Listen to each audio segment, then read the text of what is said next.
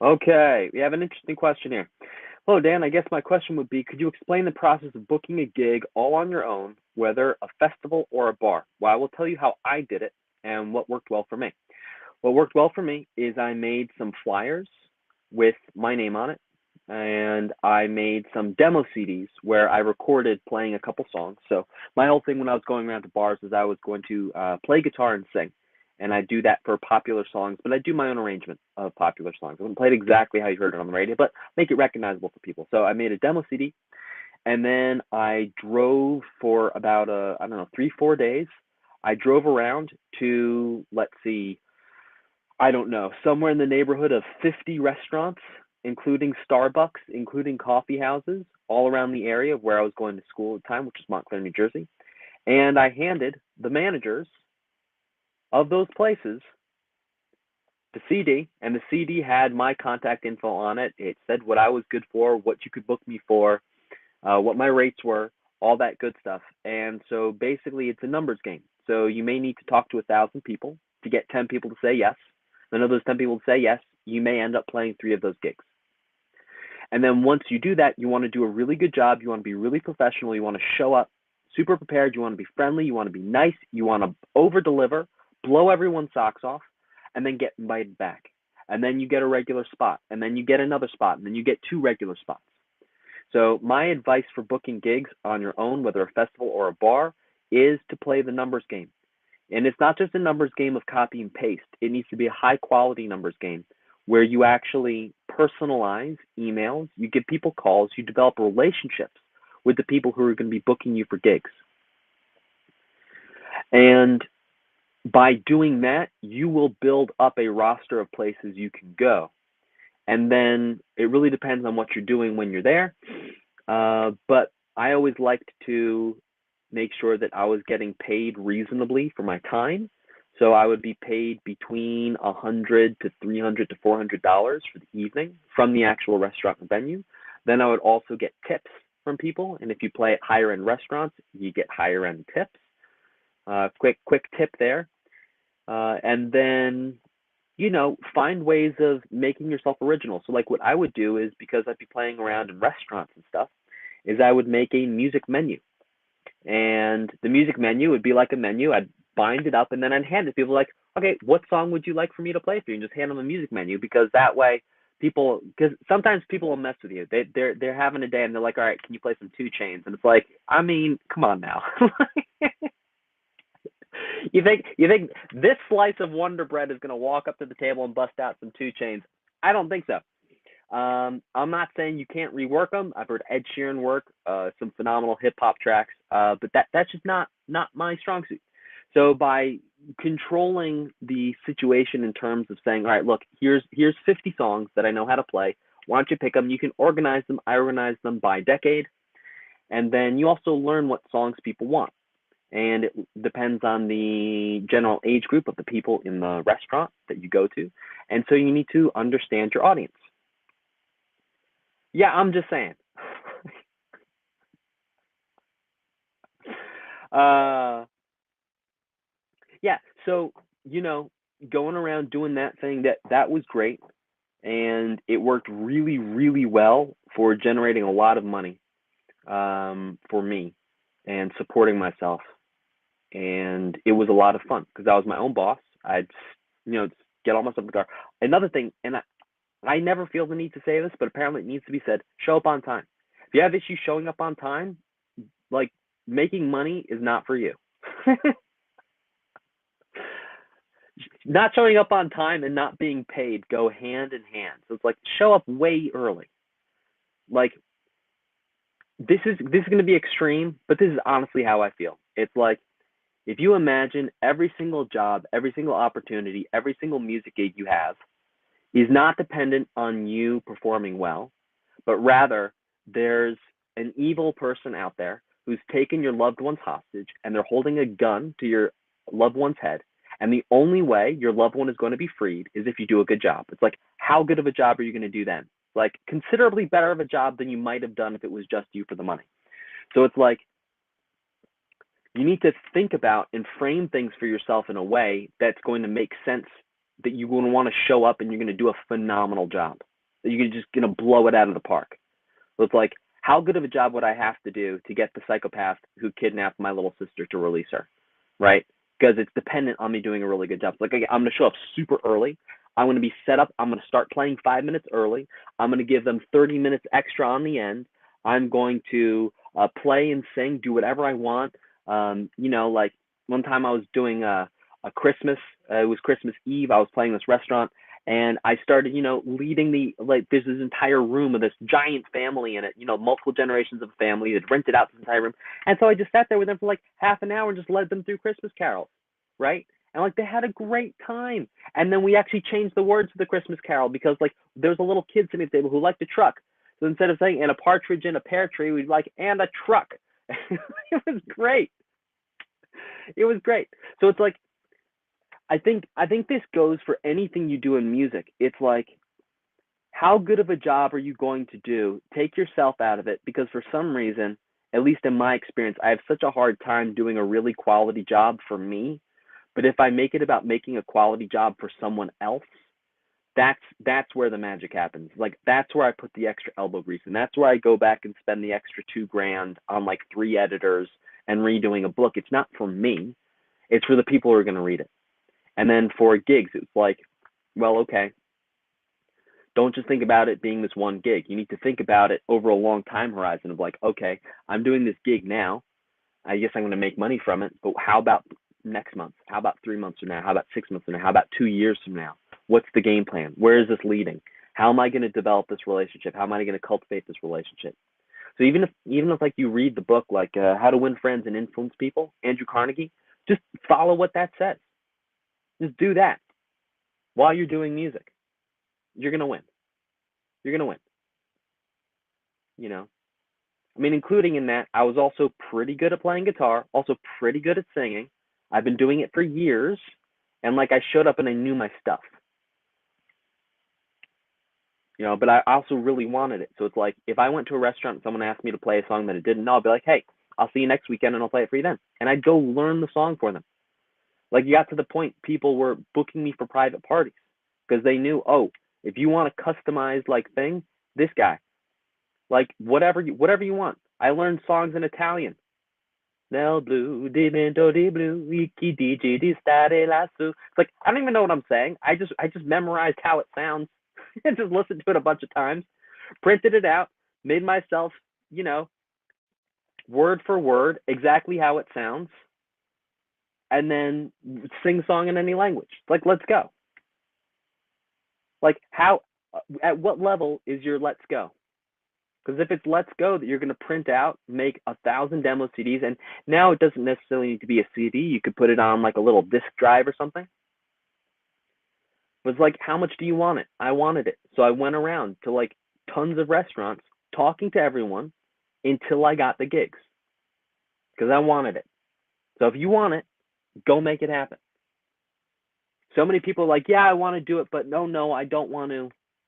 I don't want to go talk to 1,000 people. I don't want to knock on 1,000 doors. It's like, well, then you don't want it. Sorry, you don't want it. Because if you wanted it, you do it.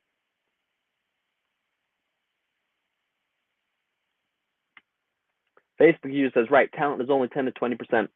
The work is the discipline and dedication. Well, maybe. Yeah, maybe talent doesn't even figure in that much. Because I'll tell you, I'm not that talented at music. I'm okay. It's a lot of work. I put in a lot of work, a lot of hours to get good at music. A lot of hours, a lot of work. Maybe it was 5% talent. I don't know. But yeah, the principle applies. Yeah. What level is your let's go? What level is your let's go? Like I'm releasing a new book later this month. Hashtag build hype for the new book. Y'all are going to love it. I want to put it on Amazon for as cheap as Amazon will let me put it on so all of you can get it. It's going to be amazing. Every time I read this book last night to my girlfriend and I was crying by the end because it's so meaningful to me and I know how helpful it's going to be to you. And it's like, I was like, okay, now it's time to get some blurbs. So it's like, let's go. I reached out to between 50 and 100 people who I know from the music industry to be like, hey, I really, really like You're going to help so many people if you can give me a blurb for this book. Like, I didn't reach out to 10. I didn't reach out to 15. Right? I maximized every single person who I know in the music industry, like I have a decent relationship with or a good relationship with. I'm like, hey, I've got this book. It's going to help tons of people. Would you write a blurb for it? It's like, let's go. Let's go. Even writing the book. It's like, I've had all this experience. I've made all these mistakes. I want to help people. My let's go is 10 out of 10. Let's go.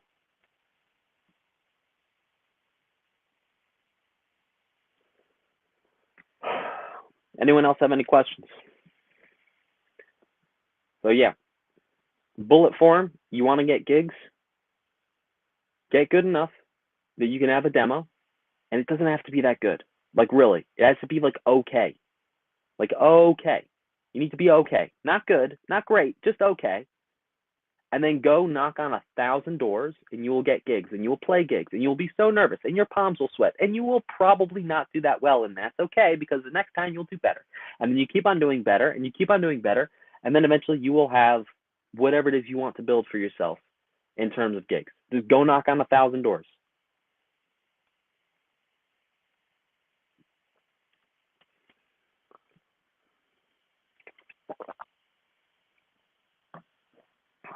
Hey, Roderick. Roderick asks, excuse me, is there a keyboard out there that I can connect to my computer while practicing and will score or show the music notation of like, yes, any MIDI keyboard you can connect to NoteFlight. And you can actually use some really interesting features in NoteFlight where you can record, so you can actually put on a click and then play along with the click.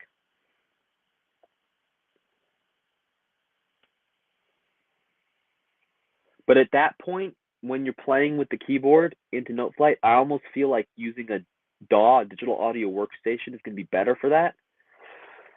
Because just the interface, the ability to edit, the ability to switch between MIDI view and note view in a digital audio workstation might be better at that point. I find NoteFlight very useful for using a mouse and keyboard shortcuts. And I think if I was trying to record ideas with a keyboard, I would do that in a digital audio workstation. I would do that in a DAW, for me personally, just because of the workflows. So it's like two different tools that, yes, you can use for the same things, but it's sort of like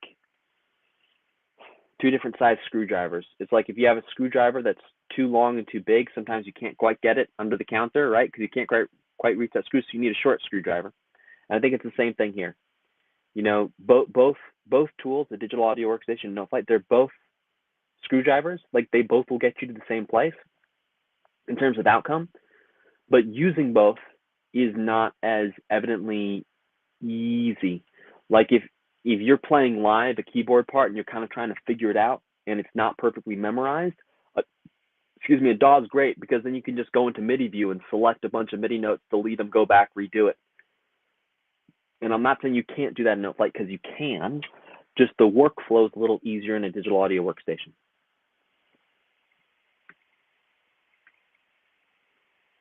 All right, we have another question back on the gig thing. Would flash drives be the best way to have a big quantity of something to distribute? It is a way, but even here, it's like, how much do you want it? I gave you 2 ideas. Go make a list of 1,000 more ideas of how you're going to distribute your music. Narrow those down to 10 that are not going to cost you much. Then out of those 10, figure out of those 10, which one's going to be the easiest for the other person to use and to get back to you. Like, let's go. That was 2 ideas from me. Go write 98 more. What are 98 more ideas of how you're going to get your music to people? Go do that, because it's that process and that habit of thinking.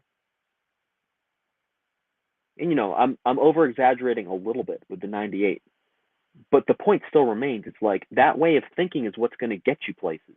You have to be like, okay, what am I going to do? To quote one of my favorite business coaches, Alex Hormozy, is amazing. He says something, I'm going to paraphrase this. Says something along the lines of, you need to take enough action that it would be unreasonable. It would be unreasonable for your outcome not to happen. So it's like, how much action do you need to take that it would be unreasonable for you not to have 10 gigs next week? It's like, whoa, okay. Huh. Once we frame it that way, it's like, oh, okay.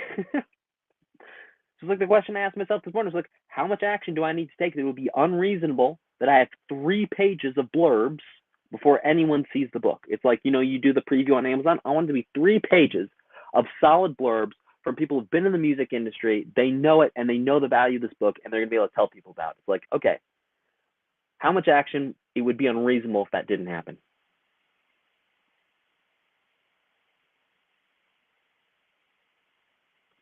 Okay, guys, this is it.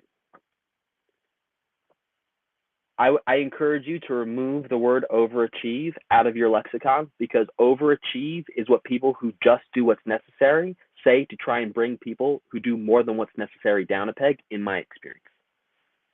Just my experience. Whenever someone has ever told me I'm an overachiever, it's always been in a negative light. It's always been in a negative framing, never a positive framing. So I encourage you to remove overachieve, because it's not overachieving. It's you're doing what you need to do to get the outcome you want. So to ensure my spot and separate myself from the rest who are doing just what's required. Exactly. Exactly. That's it. It's like, what are you going to do that's going to make it unreasonable that you not have the outcome that you want? Like, you want to write songs.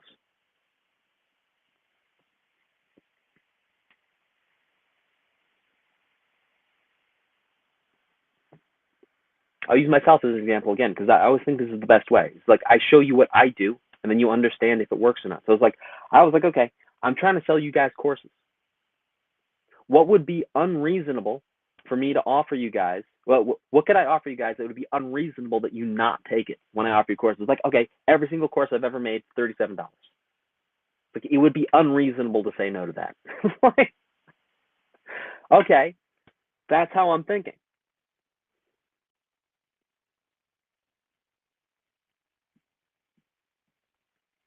And so it's not overachieving. It's saying, what outcome do I want? And then you do enough actions that it would be unreasonable for that not to happen.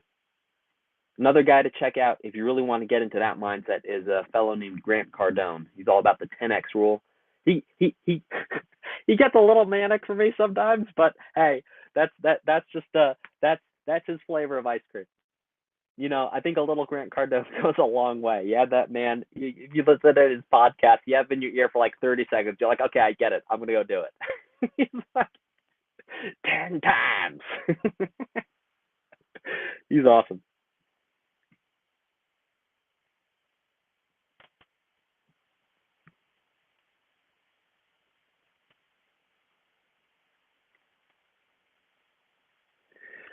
Well, okay, now we're jumping around. More efficiency with the DAW. Yeah, more efficiency for certain outcomes. I really like NoteFlight for composing and not having to go on the learning curve of a digital audio workstation. And that's why I like including it in packs for my students. Because it's like the learning curve is nothing. And so you go really fast. So more efficiency, yeah, depends. Depends on the outcome that you want. Okay, Physical Computer says, I love NoteFlight. I haven't taken the course, but definitely would recommend those on tech savvy. Yeah, getting started digital music notation platforms. Yeah, exactly. Like the learning curve is nothing. It's nothing. It's like you roll in and you're rocking and rolling. All right, question. By the way, if you guys have questions, type them in the chat. We'll get to them. Question, will NoteFlight work well with either BandLab or Reaper with NoteFlight? NoteFlight will export XMLs. I think it will also export MIDI, and then you can take that MIDI and put it into any digital audio workstation.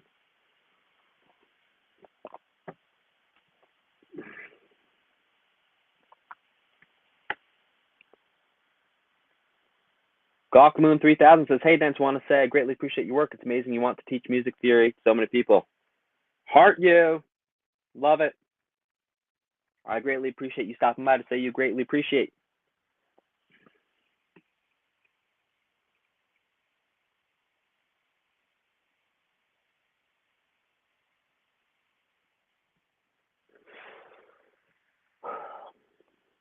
Now, that being said, I don't see any more questions. I'm on how to get better at music. or music theory.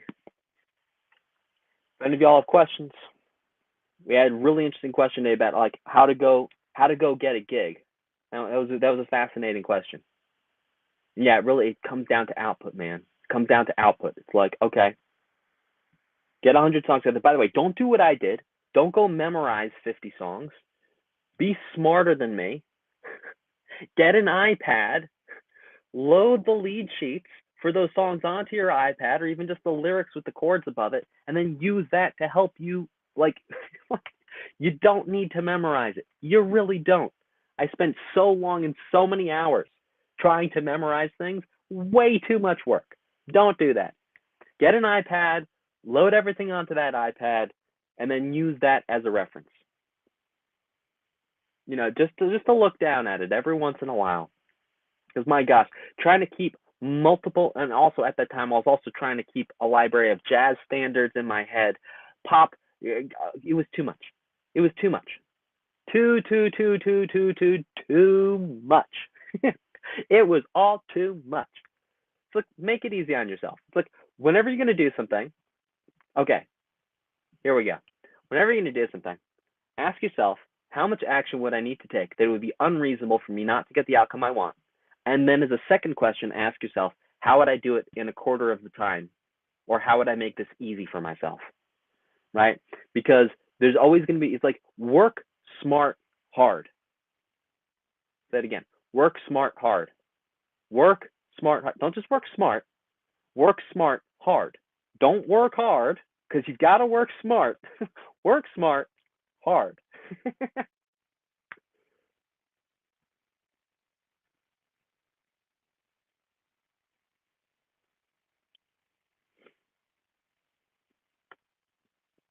Okay, we have another question here. Thoughts on Logic on iPad? Is it worth the investment? Bigger screen iPad?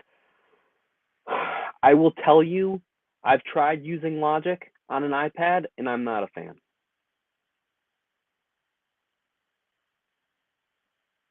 I'm not a fan. Whenever I'm creating music, I'm always on a computer. Always. The interface with working on an iPad for production is so clunky. And you get so fast. It's like you get so fast on a computer with the copy to paste, the keyboard shortcuts, using the mouse. And on the iPad, it's like, let me scroll back to this thing. It's a learning curve. I'm sure if you wanted to invest time in that, you get good at it.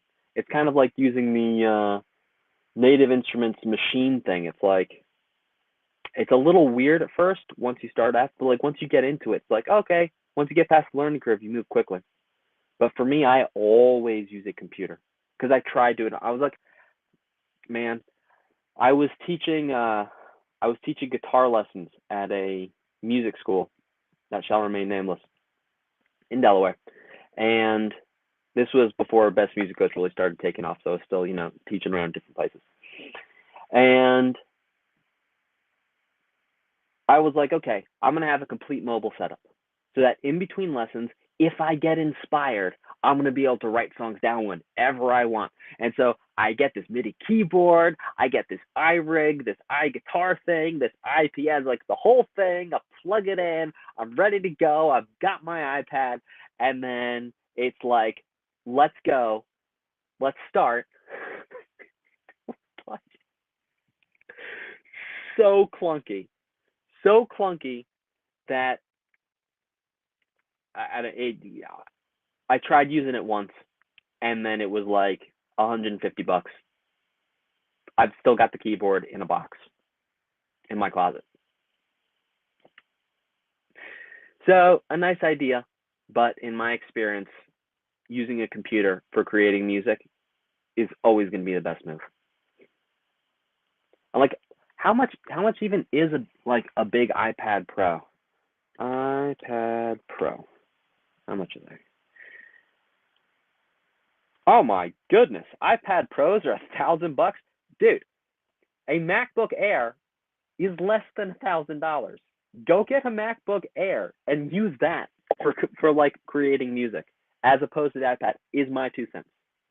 Yeah. Yeah. My 2 cents is MacBook Air would be much superior because it's not even just the iPad. It's like the keeping it charged, putting it somewhere stable, putting the USB interfaces into it.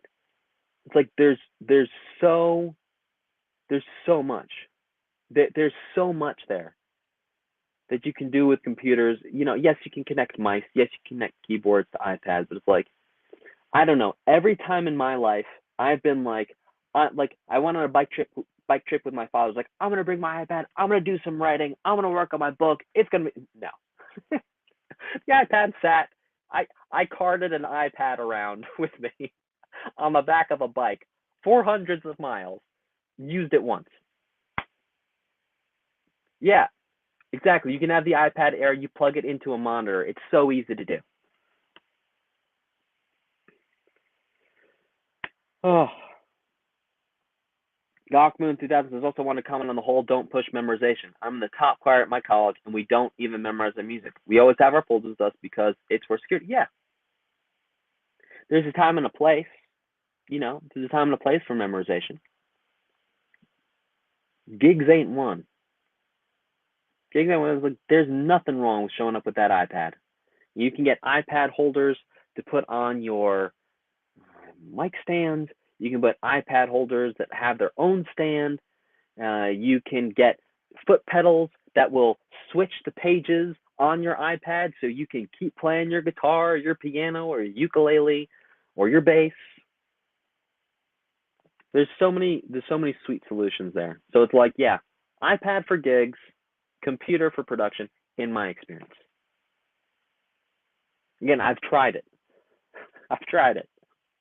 Like, trust me, whenever that little voice in your head comes up and it's like, we're going to be so much more, by the way, and this is my little voice because I don't really trust him. It's like, we're going to be so much more productive. We're going to be so much more productive when you get your iPad set up and you're going to put it, and you're going to feel inspiration. And in the moment the inspiration strikes, you're going to be there, and it's going to be amazing for you, Dad. It's going to be such an incredible opportunity. And Dan's like, oh, yes, voice in my head. You're making such good points. Let me go spend $1,000 to make the setup happen. And then it's like, no increase in productivity, no increase in inspiration, no increase in output. It's like, don't do it, Johnny. Don't do it. Oh, I don't know what the little voice in your head that tries to convince you to buy stuff sounds like, but that's the sound my little voice in the back of my head makes when he's trying to get me to buy stuff.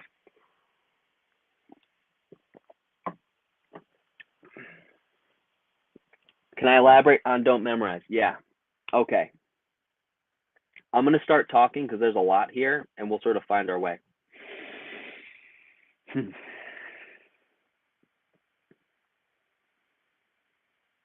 All right. So if you think about the amount of effort it's going to take you to memorize a piece of music, if there's one piece of music, I would recommend doing it. Like, if you're only ever going to play one piece of music your whole life, I recommend memorizing it. Because the skill of reading music, even if it's reading lead sheets, that's going to take, okay, so let's use reading lead sheets as an example. And by the way, this might be a little disjunct, but we'll find our way to it. So the skill of reading lead sheets you could acquire in about 3 hours of work with a teacher showing you exactly what you need to do. So for example, a guitar student, I could teach them to read and play tens of thousands of songs in about 3 hours using lead sheets. Now, why is it tens of thousands of songs? It's because we're using written lead sheets, right? It's not memorizing. So it's like there, in that case, you want to learn to read the music and don't worry about the memorization. Now, let's look at an extreme version of memorization, which is Broadway pit players who get to the point where they are able to watch Netflix and also play the show because you've played these pieces of music so many times in a row and you're already at such a high level of playing music that you're just showing up and just walking through the movements. It's like if I asked you to say your name, you'd be able to do it. And that's the level of playing these guys are at and the level of memorization they're at. Now, that memorization comes from multiple repetitions of reading the music. So it's natural and normal that you will develop memorization spending enough time with a single or multiple pieces of music. For a performance, I always recommend memorization or memorization with reading. You will see the phenomenal, for example, classical piano players when they're doing solos, they're being backed up by insert famous orchestra. Oftentimes, they do not have the music in front of them because it's memorized. So it's like you don't have to memorize, because I've just listed a bunch of scenarios where people do or don't memorize or find their way to memorization through reading. The benefit of memorization is that sometimes it can hang out longer. The negative side of memorization is that if you get nervous, it's gone. Like if you've ever gotten really nervous and someone's asked your name and you don't remember, guess how well that's going to go when you're trying to remember a whole piece of music, which you've not known as long as you've known your own name.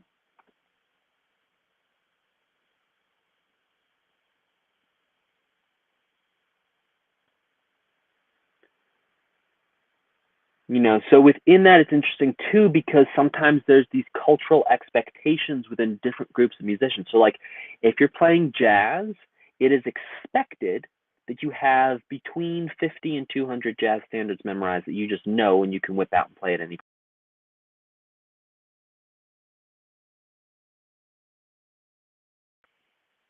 point.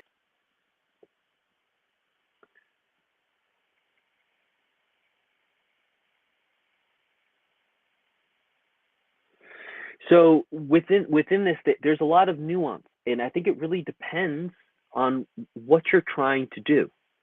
So, for example, I wanted to memorize 50 songs to go around and play in restaurants because I knew that one of my highest value points as a performer is my ability to connect with audiences. Like I know myself, and so I know that one of the things I bring to the table, pun intended, is that I can sit there and I can connect and I can tell you a story with the song. So I want to have it memorized because I want to be off book and I want to be connecting with the performance.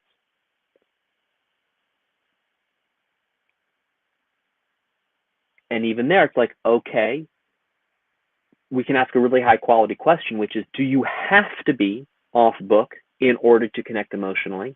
And the answer is no, you don't have to be off book to connect emotionally. I think it helps, but it's not a requirement.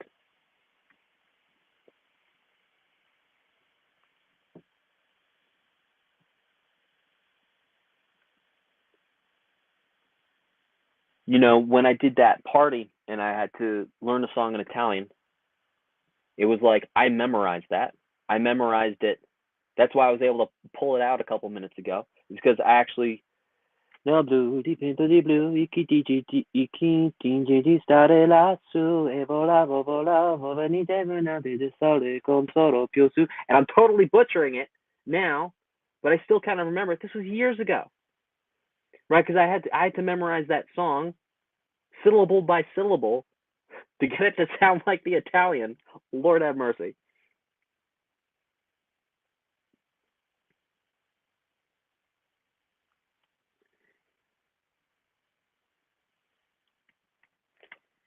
Right. So Facebook user says, that's what's challenging me heavily. I'm like, I want to have my songs memorized so I can be present and connect. Right. I don't recommend doing that, especially if you're going around doing gigs. Don't do that to yourself. It's going to be so much more work. You don't need to do it. You can think about it too as like minimum viable effort.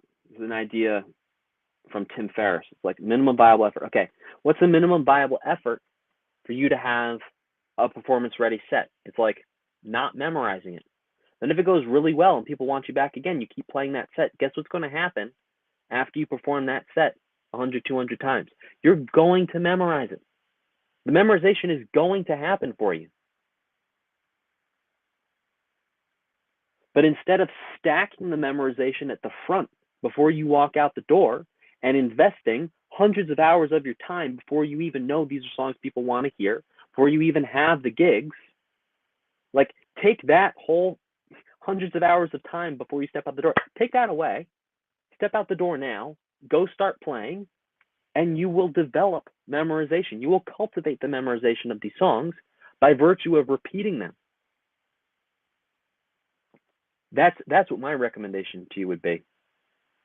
Like, go start playing now, because there's going to be so many. Like, even once you have the songs memorized, it's going to be like figuring out a set, figuring out how to take breaks, figuring out how to play in different things, like, rolling up to little Italian restaurants in New Jersey and setting up your PA system in the corner while it's snowing outside and you've got a cold and like snot is dripping down your face. Like, I'm sorry, this is gross, but it's true. And you're trying to give a performance. It's like, okay, there's a whole lot of other things you're going to have to be figuring out too.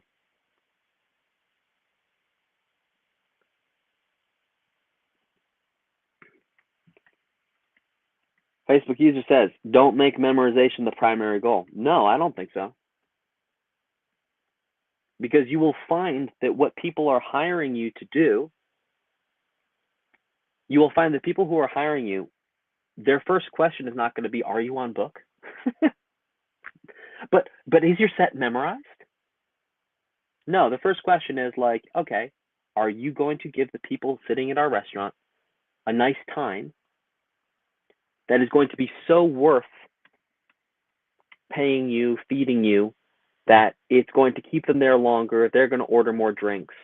And on top of that, think about this too. If a restaurant is making room for you to sit down, they're moving a table, which means they're sacrificing a certain amount of their income, right? The restaurant can only make as much money as the tables that they have. So if they're bringing a musician in, they're sacrificing a table. Oftentimes, not always, but oftentimes. So it's like the calculus the manager or the owner is running is, okay, I'm going to lose $300 for the evening off of not having this table set up.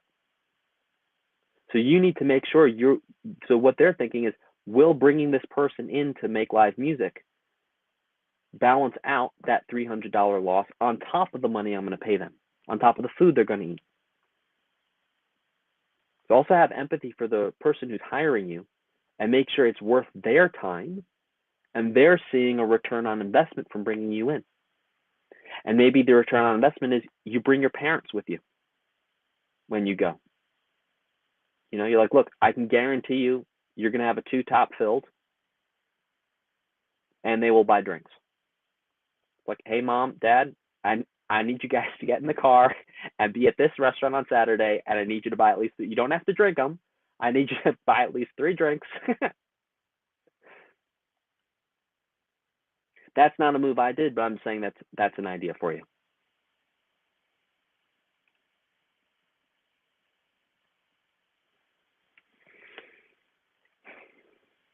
All right, team, any other questions?